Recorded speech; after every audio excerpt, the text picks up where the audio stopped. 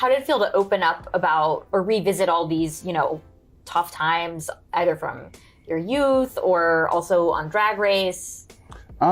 It's therapeutic. It is therapeutic. I understand why people see therapists. Like, that makes so much sense now. You have somebody to go talk about all your trauma to. They ask you a few questions, and you cry at them.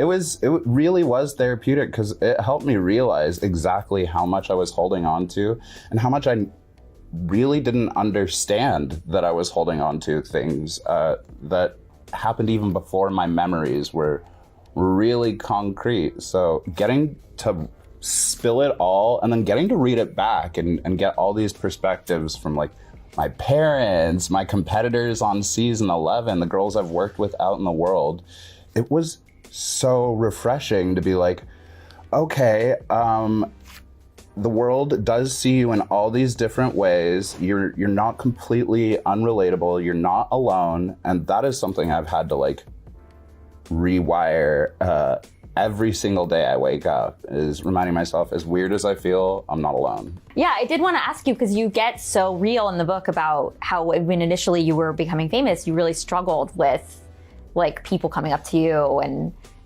begging for selfies and stuff. How has your relationship with your fans changed since then?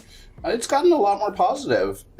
I think there are two big reasons for that. One is that I did very openly, vocally, and somewhat rudely place boundaries on how I want to be treated as a person. So there's already this sort of knowledge in the fan base, if anybody knew me from 5 years ago, that like, oh, I should maybe think twice before I just run up to Yvie in the middle of her dinner with her dying grandmother and be like, hey, bitch, let's get a photo.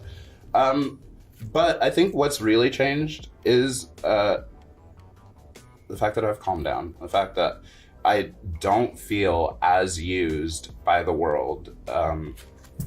Even though that is what initially I felt, I understand the relationships between people and their idols, people and things they look up to.